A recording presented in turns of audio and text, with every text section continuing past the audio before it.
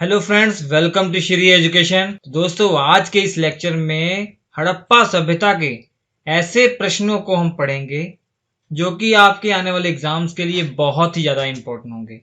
तो ये 50 प्रश्न है, ये टॉप 50 प्रश्न है जो सबसे इंपॉर्टेंट है हड़प्पा सभ्यता के। इन्हें अगर आप पढ़ लेंगे तो आपकी आने वाली जो भी परीक्षाएं हैं उनमें से अगर क्वेश्चन आता है हड़प्पा सभ्यता से तो वो क्वेश्चन वही होंगे जो हम आपको पढ़ा रहे हैं। तो ध्यान से देखिएगा। तो दोस्तों, अब से आप मेरे द्वारा बने हुए कोर्स अनअकैडमी पर ही पा सकते हैं, जो कि एक फ्री लर्निंग प्लेटफॉर्म है। उसके लिए आपको अनअकैडमी लर्निंग ऐप डाउनलोड करना पड़ेगा और मुझे वहां फॉलो करने के लिए उस ऐप पर सर्च कीजिए रवि यादव। तो मेरे द्वारा बने हुए कोर्स आपको वहां मिल जाएंगे। आप मुझे फॉलो करके मेरे द्वारा जितने भी कोर्स बने हुए हैं डाउनलोड कर सकते हैं और उन्हें ऑनलाइन देख भी सकते हैं। तो इस वीडियो के डिस्क्रिप्शन में लिंक दिया हुआ है, तो जरूर देखिएगा। देखिए, हमारा पहला क्वेश्चन है आज का। सिंधु घाटी की सभ्यता किस युग से संबंधित है? ये आपका पहला क्वेश्चन है।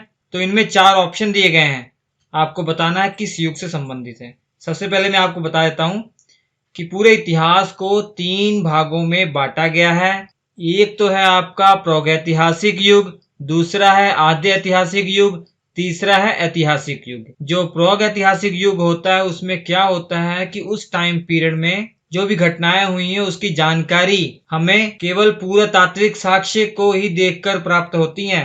उस कालखंड की जो जानकारी है वो ना ही कहीं लिखित है और ना ही उसका कहीं जिक्र किया गया। केवल पुरातात्विक साक्ष्यों के आधार पर जो खुदाई हुई है, जो चीजें मिली हैं, उन्हीं के आधार पर उस कालखंड की जानकारी मिलती है। उसके बाद आता है आद्य ऐतिहासिक युग। आद्य ऐतिहासिक युग में क्या होता है, इस कालखंड की जो जानकारी है वो भी पुरातात्विक साक्ष्य से मिली है, खुदाई उदाई करने पे जो चीजें मिली उससे हुआ है। मगर यहाँ पर लिखित साक्ष्य भी पाए गए हैं, मगर उन्हें अभी तक पढ़ा नहीं जा सका, इसलिए इसे आद्य ऐतिहासिक युग कहते हैं। जबकि ऐतिहासिक युग में क्या होते हैं, इनमें पुरातात्विक साक्ष्य भी हैं और लिखित साक्ष्य भी हैं, और लिखित साक्ष्य जो मिले हैं वो पढ़े जा चुके हैं। तो सिंधु सभ्यता जो है वहां पर लिखित साक्ष्य तो मिले हैं मगर पढ़े नहीं जा सके हैं। तो सिंधु सभ्यता के बारे में जो भी आप पढ़ते हैं, जो वहां पुरातात्विक साक्ष्य पाए गए उन्हीं आधार पर पढ़ा जाता है। तो ये आंसर होगा आद्य ऐतिहासिक युग। ठीक है। इसके पहले जो आपने चैप्टर पढ़ा होगा पाषाण युग, तो वो प्रागैतिहासिक युग था, क्योंकि वहां पे कोई भी लिखित साक्ष्य नहीं मिले, केवल पुरातात्विक साक्ष्य के आधार पर यह पूरा इतिहास कहा गया है। आद्य ऐतिहासिक युग सिंधु घाटी सभ्यता, यहाँ पे लिखित साक्ष्य तो मिल गए मगर उन्हें अभी तक पढ़ने में सफलता नहीं मिल पाई है। और ऐतिहासिक युग तो बता ही दिया आपको। तो भारतीय इतिहास में मोटे तौर पर देख लिया जाए 2500 ईसा पूर्व से लेकर 600 ईसा पूर्व तक जो है लगभग आद्य ऐतिहासिक युग माना जाता है। ये वैसे नहीं, मैं आपको केवल एक अनुमान लगाने के लिए कह रहा हूँ। उसके बाद देखिए दूसरा क्वेश्चन है, ये भी बहुत महत्वपूर्ण है। सिंधु घाटी की सभ्यता गैर आर्य थी, क्यों? ये आपको बताना है 4 ऑप्शन में। मतलब जो सिंधु घाटी की सभ्यता है वो आर्य सभ्यता से उसका कोई लेना देना नहीं है। वो क्या देखकर आप अनुमान लगाते हैं? तो इन 4 ऑप्शन में जो आंसर होगा, क्योंकि वह नगरीय सभ्यता थी। जो सिंधु घाटी की सभ्यता थी वो नगरीय सभ्यता थी, जबकि आर्य सभ्यता ये ग्रामीण सभ्यता थी। तो नगरीय सभ्यता ये सबसे बड़ा डिफरेंस था सिंधु घाटी की सभ्यता और आर्य सभ्यता में। जो वैदिक सभ्यता आएगा इसके बाद वाला चैप्टर, उन दोनों में सबसे बड़ा डिफरेंस यही था। और भी देखिए महत्वपूर्ण क्वेश्चन इससे पूछे जाते हैं कि सिंधु घाटी सभ्यता को आर्य से पूर्व की रखे जाने का महत्वपूर्ण कारक है। मतलब जो सिंधु घाटी सभ्यता है उसको इतिहास में आर्य सभ्यता से पहले पढ़ा जाता है। पूरे इतिहास में पहले सिंधु घाटी सभ्यता ये घटना हुई, उसके बाद आर्य आए थे। तो ऐसा होने का महत्वपूर्ण कारक आपको बताना है। तो सबसे इंपॉर्टेंट कारण इन 4 ऑप्शन में से है मृदभांड, जो मिट्टी के बर्तन। क्योंकि सिंधु घाटी सभ्यता में जो मृदभांड पाए जाते थे वो ज्यादातर लाल हुआ करते थे, लाल मृदभांड पाए हुए करते थे, और उन पर काले रंग की जो है आकृतियों के चित्र बना हुआ करते थे। जबकि आर्य सभ्यता में धूसर मृदभांड पाया करते थे, धूसर मृदभांड पाए गए हैं, और ये धूसर मृदभांड जो है लाल मृदभांड के बाद के हैं। तो इसी कारण से सिंधु घाटी सभ्यता को आर्यों से पहले पढ़ा जाता है। नेक्स्ट क्वेश्चन देखते हैं, हड़प्पा संस्कृति की जानकारी का प्रमुख स्रोत क्या है? तो हड़प्पा संस्कृति की जानकारी का जो प्रमुख स्रोत है वो पुरातात्विक खुदाई है।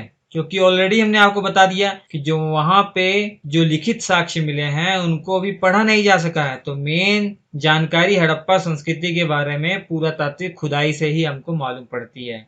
तो सी ऑप्शन आपका सही होगा। नेक्स्ट देखते हैं, सिंधु घाटी के निवासियों की सभ्यता को जानने का मूल स्रोत क्या है?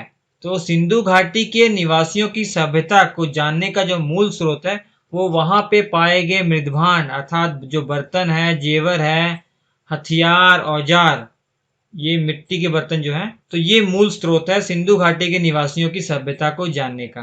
क्योंकि जो मोहरें पाई गई हैं उनमें जो भी अंकित है लिपि के रूप में या कुछ भी, तो उससे हम सिंधु घाटी सभ्यता के बारे में जानकारी नहीं प्राप्त कर सके, क्योंकि जो भी लिपि है उसको हम पढ़ नहीं सके हैं, मंदिरों के साक्ष्य मिले नहीं हैं, लिपि तो पढ़ी नहीं जा सकी है। तो मेन स्रोत क्या है? जो वहां पे खुदाई हुई, जो बर्तन पाए गए, मिट्टी के बर्तन, जो मृदभांड, जेवर, हथियार और औजार, उन्हीं आधार पर हड़प्पा सभ्यता के बारे में पढ़ा जाता है कि वहां संस्कृति कैसी होगी, कैसा जीवन होगा मनुष्यों का। नेक्स्ट क्वेश्चन हमारा, भारत में चांदी की उपलब्धता के प्राचीनतम साक्ष्य मिलते हैं। तो भारत में चांदी की जो उपलब्धता के जो प्राचीनतम साक्ष्य हैं वो हड़प्पा संस्कृति से मिलते हैं। जो हड़प्पा वासी थे उनको चांदी की जानकारी थी। हमने आपको हड़प्पा सभ्यता पूरा पढ़ाया हुआ है। तो उनमें जब व्यापार के बारे में आपको बताया गया था तो आपको बताया गया था कि जो राष्ट्रीय व्यापार थे, आपस में जो वो व्यापार थे, तो अजमेर की खानों से वो चांदी प्राप्त किया करते थे। और जो इंटरनेशनल अगर व्यापार की बात की जाए तो वो अफगानिस्तान और ईरान से चांदी प्राप्त करते थे। नेक्स्ट देखते हैं, हड़प्पा में मिट्टी के बर्तनों पर सामान्यतः किस रंग का उपयोग हुआ था? तो ऑलरेडी आपको बता दिया, लाल मृदभांड ज्यादातर पाए गए हैं, तो लाल रंग, ये राइट आंसर क्या होगा? लाल रंग। देखिए, हड़प्पा सभ्यता जब आपको पढ़ाया गया था तो आपको बताया गया था कि जो हड़प्पा सभ्यता के जो लोग थे, जो मिट्टी के जब बर्तन बनाते थे, तो जो कुम्हार यूज करते हैं चाक, तो पहले पैर से चलने वाले चाक का उपयोग करते थे, मगर आगे टाइम जब बीतता गया तो जब वो परिपक्व हो गए तो उस दौर में वो हाथ से चलने वाले चाकों का भी प्रयोग करने लगे। तो दो प्रकार के वो बर्तन बनाते थे, एक तो सिंपल बर्तन थे, उनमें कोई भी डिजाइन नहीं हुआ करता था, और दूसरे में तो ऐसे मृदभांड थे जिन पर चित्रकला का प्रदर्शन किया गया था। नेक्स्ट देखते हैं, मूर्ति पूजा का आरंभ कब से माना जाता है?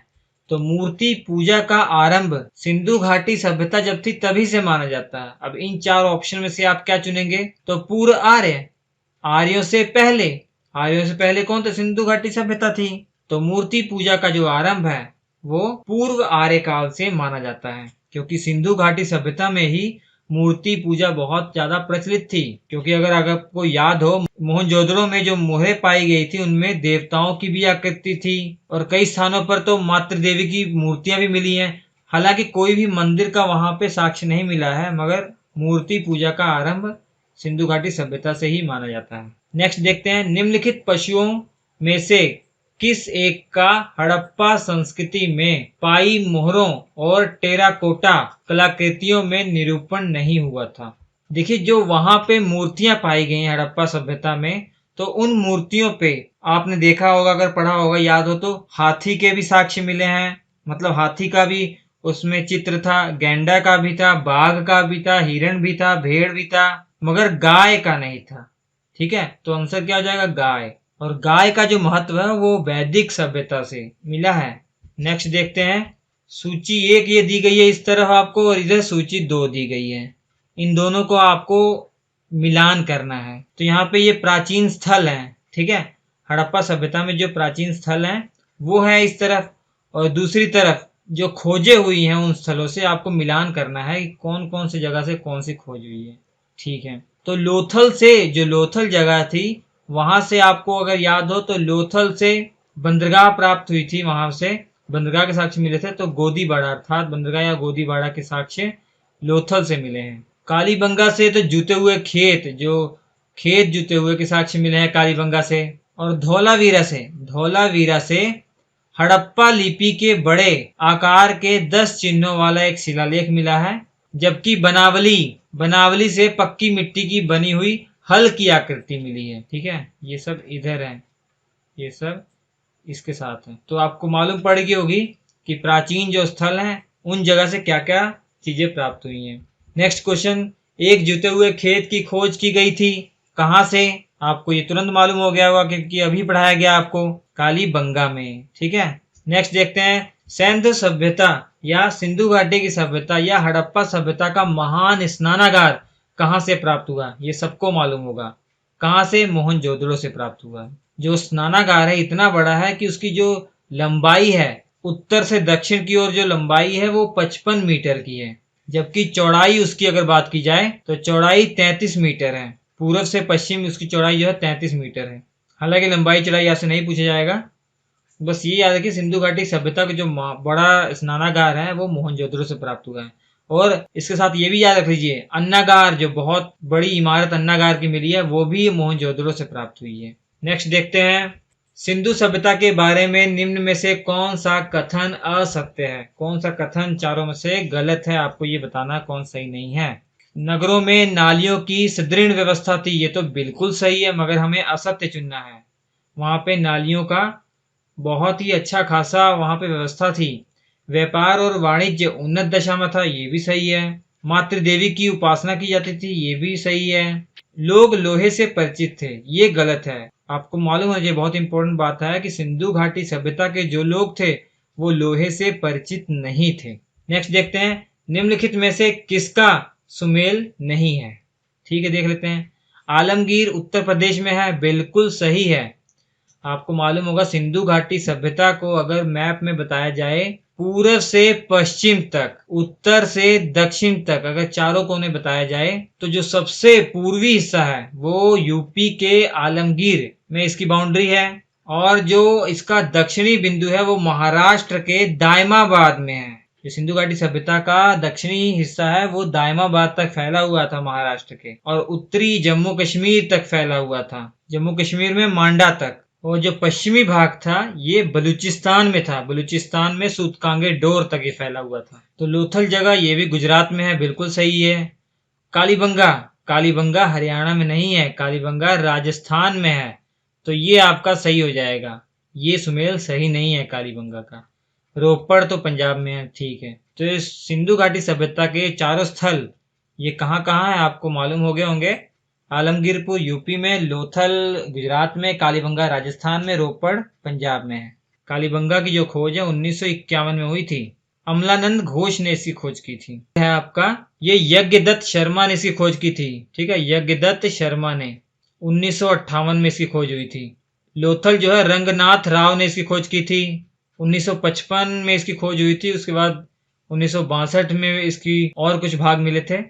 और रोपड़ की खोज भी यज्ञदत्त शर्मा के द्वारा हुई थी 1953 से 56 के बीच में।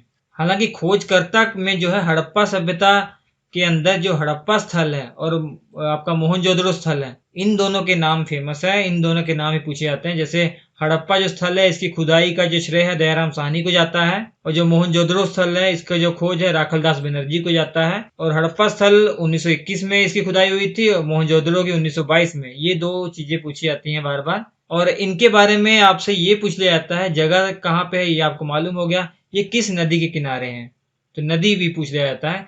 जैसे अगर आलमगीरपुर की बात की जाए तो हिंडन नदी के किनारे है, ठीक है, हिंडन नदी। और लोथल की बात की जाए तो भोगवा नदी, भोगवा। कालीबंगा की बात की जाए तो घग्गर नदी, और रोपड़ की बात की जाए सतलुज नदी।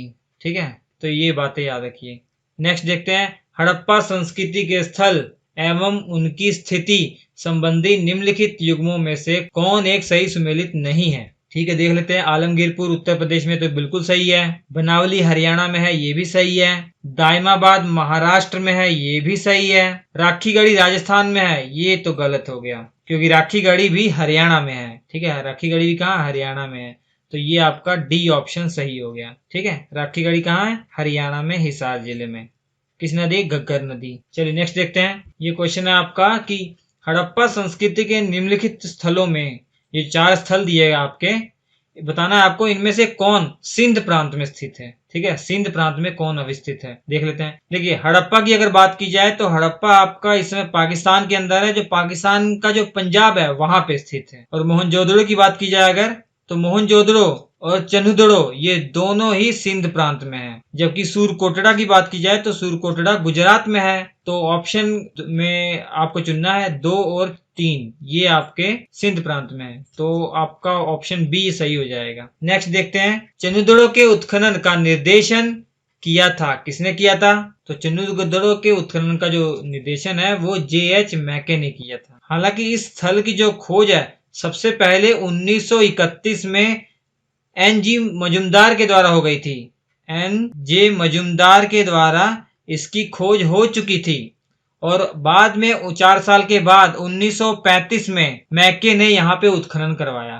और चंद्रद्रोण की विशेषता आप जानते हैं कि यहाँ पे मनके बनाने के कारखाने यहाँ पे प्राप्त हुए हैं और यहाँ से भट्टी की भी खोज हुई है और किलेबंदी की साक्ष्य, जो किलेबंदी के साक्ष्य हैं वो भी चंद्रद्रोण से प्राप्त हुए हैं। और यहाँ पे कई ईंटें, आपको मालूम होगा पढ़ाया गया था, कई ईंटें ऐसी मिली हैं जो वक्राकार हैं, इस तरीके से वक्राकार ईंटें हैं, जबकि बाकी स्थलों में ज्यादातर जो ईंटें हैं वो आयताकार पाई गई। यहाँ पे जो ईंटें कई पाई गई हैं वो वक्राकार पाई गई हैं। नेक्स्ट देखते हैं, सिंधु घाटी सभ्यता का कौन सा स्थान अब पाकिस्तान में है? तो हड़प्पा जो स्थान है ये पाकिस्तान में है, पाकिस्तान के पंजाब में है। ठीक है, पाकिस्तान के अंदर एक जगह है जिसे अब साहिवाल के नाम से जाना जाता है। पहले उसे मोंटगोमरी के नाम से भी जाना जाता था, मोंटगोमरी नाम से ज्यादा फेमस है किताबों में, मगर वर्तमान में इसे साहिवाल के नाम से जाना जाता है। किस नाम से? साहिवाल के नाम से जाना जाता है। और स्थल रावी नदी के तट पर है। ठीक है, रावी नदी के तट पर। और आपको मालूम होगा कालीबंगा कहाँ पे है? राजस्थान में है, राजस्थान के हनुमानगढ़ जिले में। और लोथल गुजरात में है, आलमगीरपुर तो आप जानते हैं यूपी में है।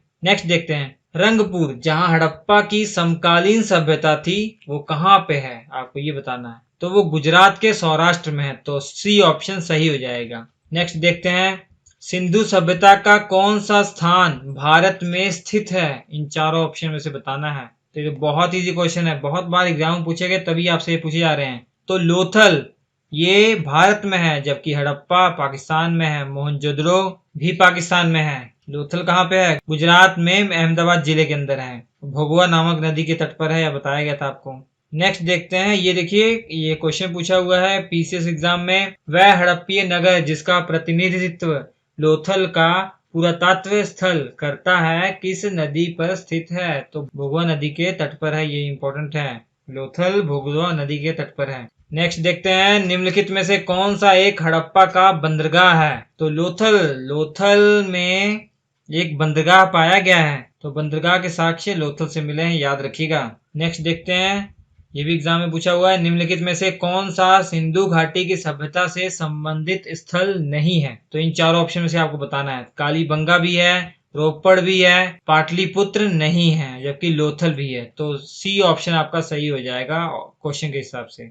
पाटलिपुत्र आगे चलकर आप देखेंगे जब महाजनपद काल आपको पढ़ाया जाएगा, उसमें एक प्रमुख नगर उभर के आएगा ही।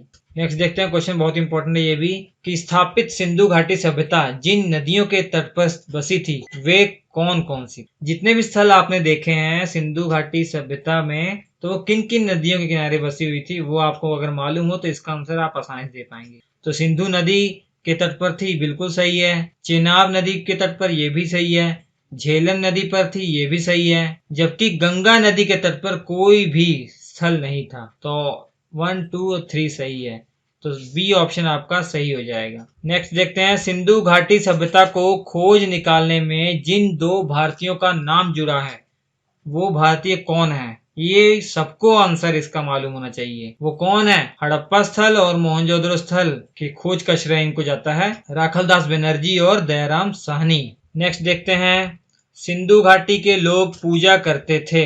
तो सिंधु घाटी के लोग, इन चारों ऑप्शन से आपको बताना है, तो इसका राइट आंसर है पशुपति की। सिंधु घाटी के लोग जो है वो पशुपति शिव की पूजा करते थे। इसका प्रमाण कहाँ से मिला? मोहनजोदड़ो से जो मोहर पाई गई है उस मोहर पर एक योगी की आकृति है, उस योगी के दाएं तरफ चीता और हाथी है, जबकि बाएं तरफ गैंडा और भैंसा है। और योगी के सिर के पास एक त्रिशूल जैसा आभूषण है। तो मार्शल महोदय ने, किसने? मार्शल महोदय ने इनकी जो बराबरी है वो शिव से बराबरी की है। नेक्स्ट देखते हैं, सिंधु घाटी के लोग विश्वास करते थे, इन चारों ऑप्शन में से आपको बताना, ये एग्जाम में पूछा हुआ है RS के।